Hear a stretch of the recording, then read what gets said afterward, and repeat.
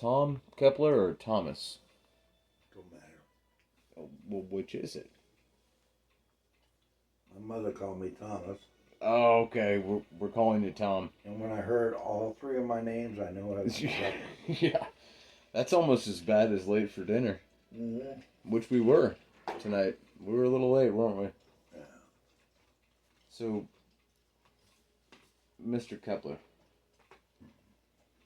please tell me about your first day in Vietnam. First day in Vietnam, we were afloat when we went to Vietnam. So when we left San Diego, well, about a mile out of San Diego, our tour started because we were afloat. So we went to Hawaii, and we went to the Okinawa, and then we Japan? went to the Philippines, and then we went to Taiwan. And Japan is Okinawa? when we landed at Da Nang was in the fall of 1966, and we came in Papa boat. That's a big landing craft that troop transport ships they have aboard their ships. They have six on one side, six on the other. Then they have smaller boats called mama boats, and we'd be on those too. But they used to bring them out to the ships. We'd be going over the nets down into the boats. And the squids is what we call a sailor. Okay. Uh, the squids would be down there holding the ropes for you to go down on. And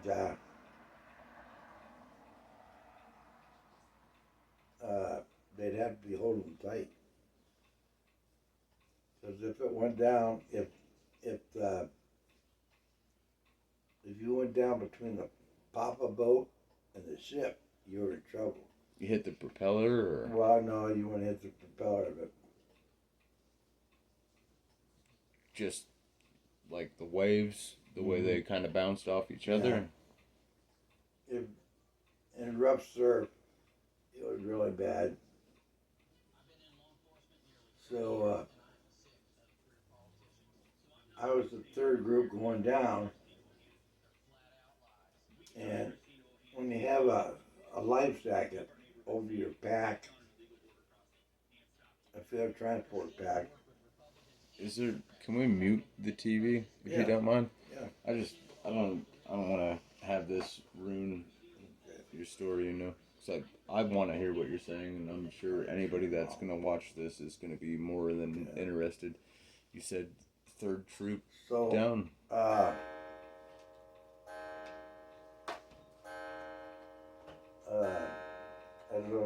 I was just about to put my foot in the boat.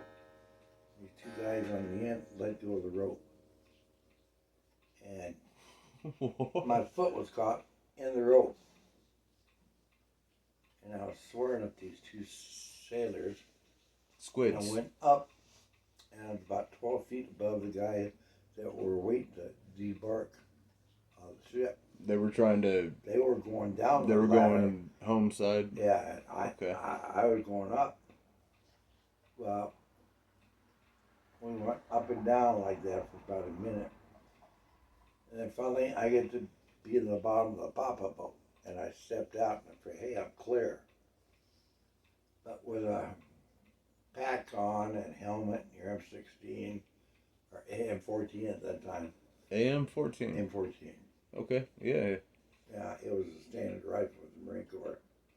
And so I stepped down, a wave hit the boat and turned me around, and I went about 4 feet and I hit the gunwale on the opposite side of the Papa boat.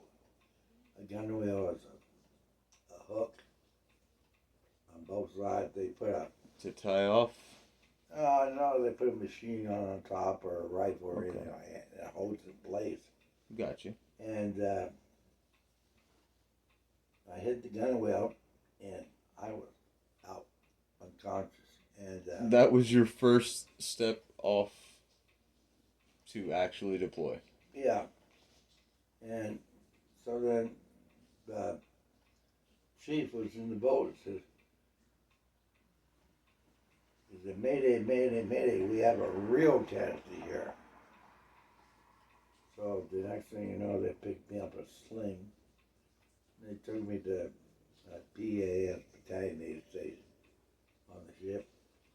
And they looked at me and I said, I'm all right, just knocked my head a little bit. But I went down the next morning to see these guys standing in formation, sailors. And I saw the guy who did it, but I wasn't going to rat on it. But I told the captain, I know who it is, but I'm not going to rat. You stand by your convictions. And I said, yes, sir, I do. And they came shore one day and I knocked them both out. Hell yeah, man. I mean, revenge, it's good. Well, revenge How did they respond to it? Did they take it in stride? Just understood they had it coming to them? Oh, they knew they had it coming to them, but I says, if I don't do this, the rest of my buddies are going to think I'm a coward or something. So I did do it, and it was about 2 months after it happened. How'd you clock them? Hmm? How did you clock them? I say, what's that? The guys looked. The first guy looked up, Just straight right hook? and the other guy said, "Hey!" He said, "No, no, no. He said, I'm your friend." Bullshit. And so, Give them the same. yeah, I don't have shit for service. They had a saying: if you're in a platoon and you're set up around a perimeter, and you're looking at it, you get your old foxhole, and you always add up. Like a pipe, a big pipe that you had in the corner of your foxhole. If that's why, if they threw a frag grenade in there, you could pick it up, throw it down the pipe, and it would blow in the ground.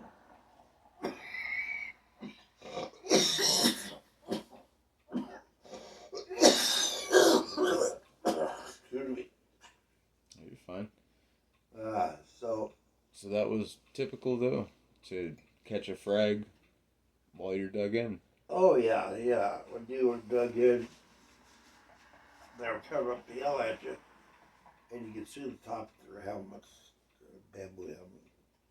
And Moon Mullins, who's the guy in the middle there, got killed. Uh, he was in 326, 3rd Battalion, 26th Marines, 26th Marine Regiment, 5th Marine Division.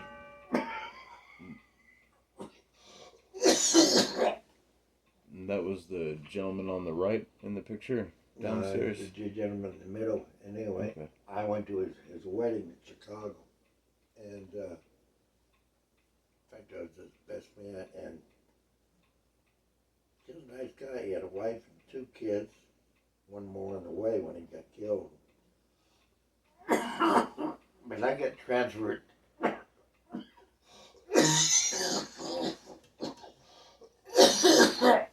6 months into my first tour. Do you need any water? No, I can pop right here. Okay. Okay. 6 months into my first tour, I got transferred down south, me and about 12 others. And it's called rotation, what they all do, so you don't get attached to each other. Went down south to 126, which is about 25 clicks south of Da Nang. Okay.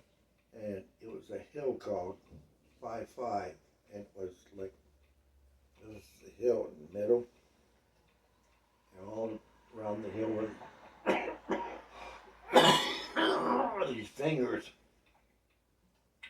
and you'd have the first platoon on the first finger, and the 3rd platoon on the little finger, and then, you know, it just would just take out, and then at nighttime you see a chopper come in, and down there by the village you see machine gun fire go up toward the chopper. And every third round there'd be three live rounds, and there'd be a tracer. Right. That you could detect your route, and you could put your one ablation in there. Was that enemy fire then? Yeah. That you're talking? Okay. Yeah. And they didn't hit that. They were just calm down there. They fired, you know. Sometimes they get lucky and they hit a. But not very talented. Well, yeah, they were talented for setting up punching stakes. They were real good at that. But mostly they were farm by day. At nighttime they go on patrol, you know, in their own unit. Now, you personally, it's going to be kind of a two-part question. I'm making this up as I go, and I want you to know that I mean absolutely zero offense with what I'm going to ask. First part of the question, when you initially deployed, I want to know what your mentality was toward the Viet Cong, and then, if you don't mind, second part of the question is, how do you feel now toward the people of Vietnam that we affected? When we got there, we were told by our lieutenants and captains, we're here to help the South Vietnamese fight their one enemy, the North Vietnamese, who were trying to take over the country. And down south of the DMZ, as the zone that kept North Vietnam demilitarized zone. But when you're up on the rock pile, you could see during a ceasefire, they'd be coming in, getting up caches and storing weapons. And they were like that. But I didn't trust them. You know, and then it was just bad all over. You know, they'd always try and steal from you. They'd try to screw you. And it was just, you know, we're here over here, we're putting our lives on the line. And these cocksuckers are trying to steal from you and everything else from you. And they don't want to fight their own battles. We fought a couple battles with them. You know, we lost 2 or 3 guys, and that hurts. And you got these South Vietnamese. You know, I'm sure they were sort of draftees. They get drafted to the Army, and they had to fight for 4 years, and they didn't want to fight. All they did was go home. That sounds like here in the USA, but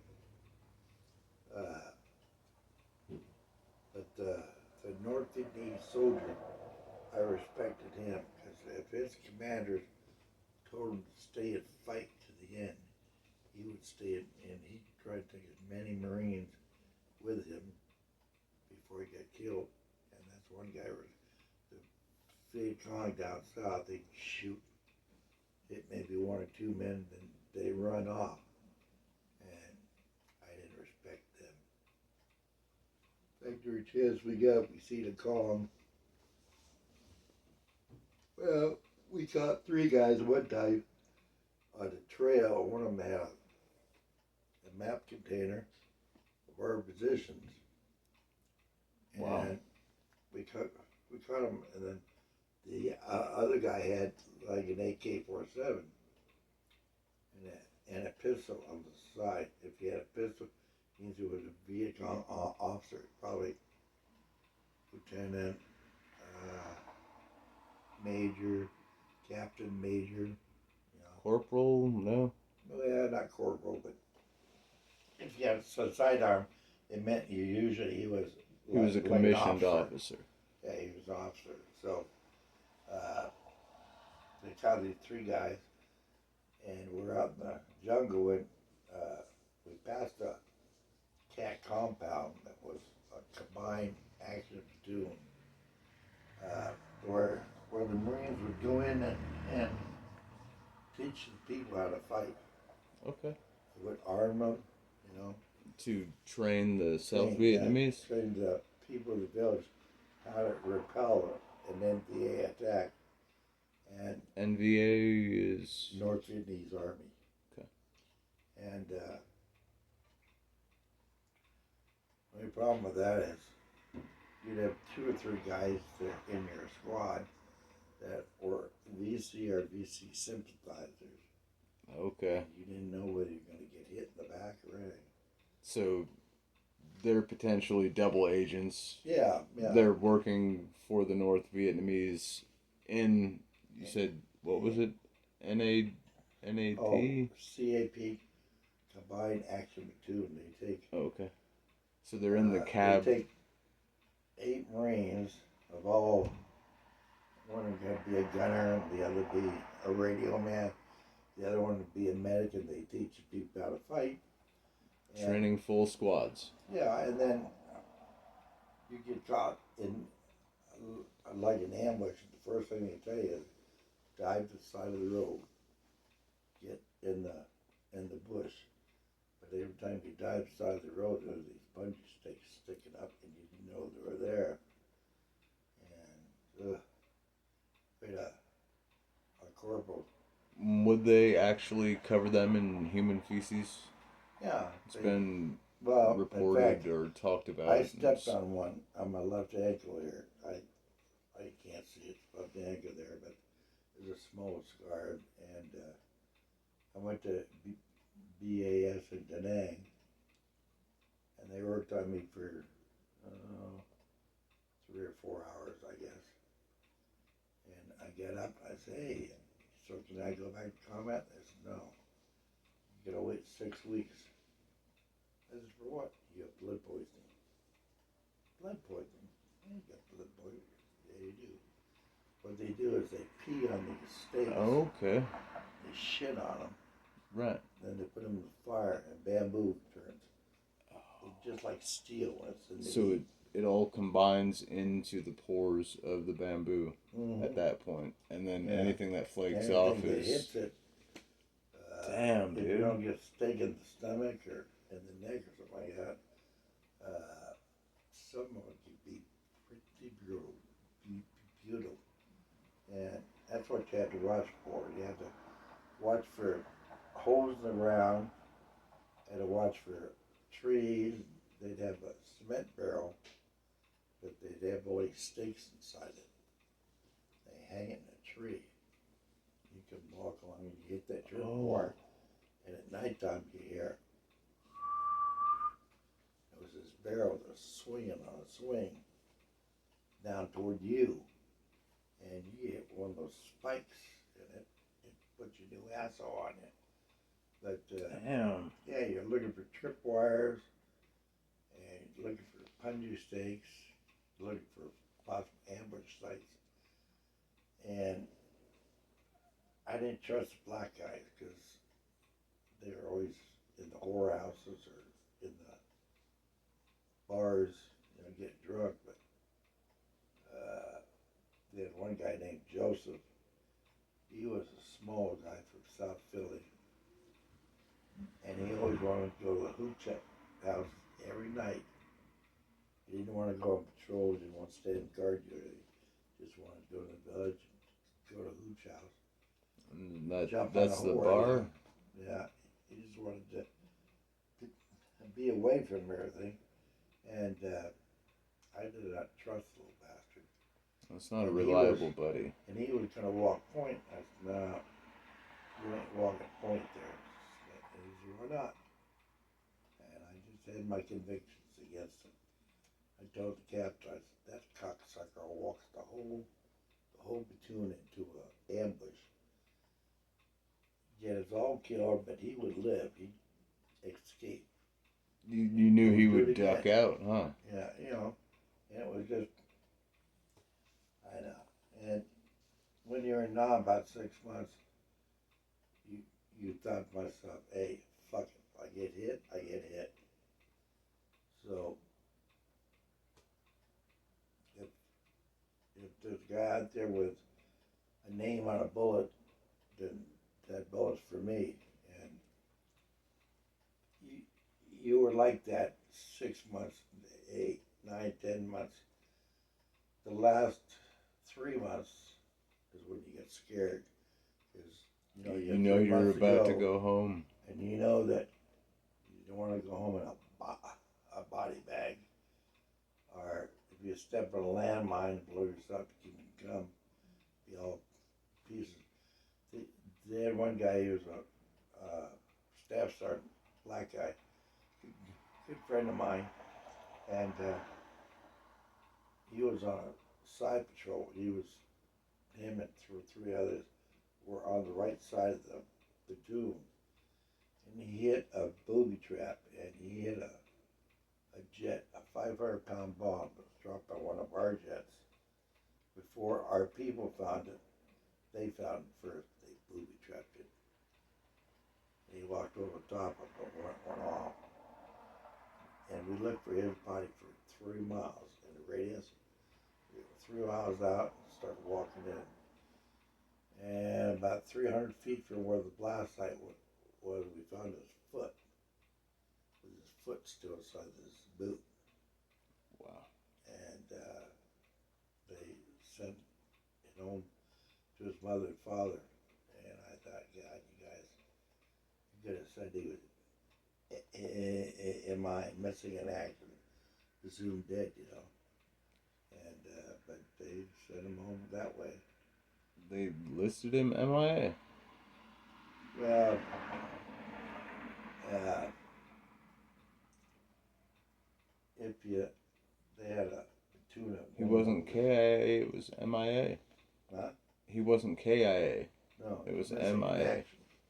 Even though they found his foot? Yeah, well, no, see, what they do is they take the guy over there and he goes to the whorehouses, and they got this thing called black syphilis.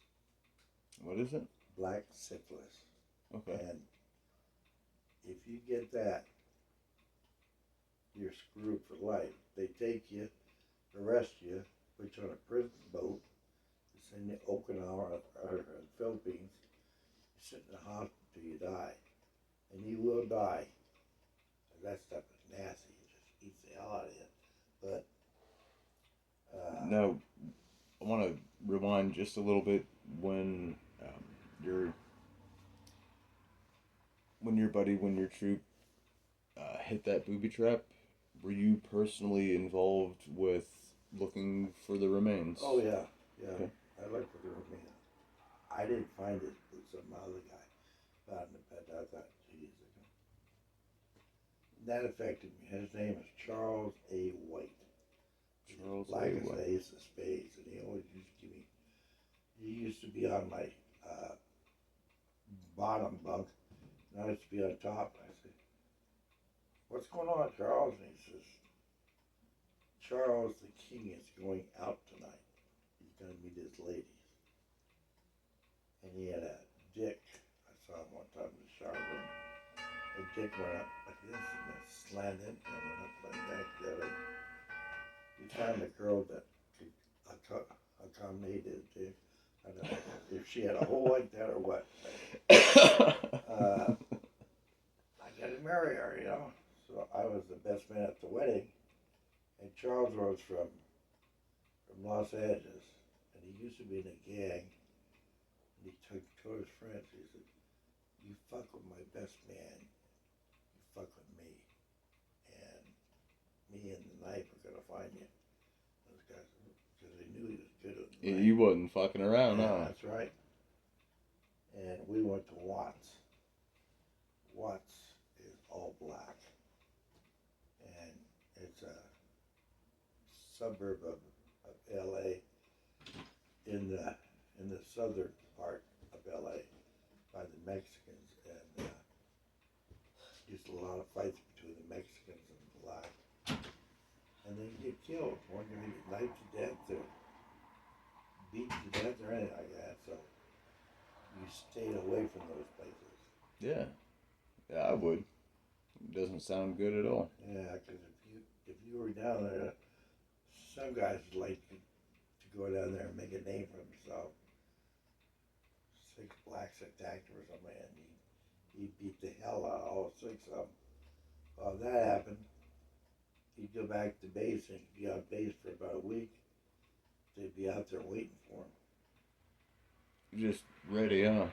Oh yeah, they'd kill him. And Let's start part number 2 here.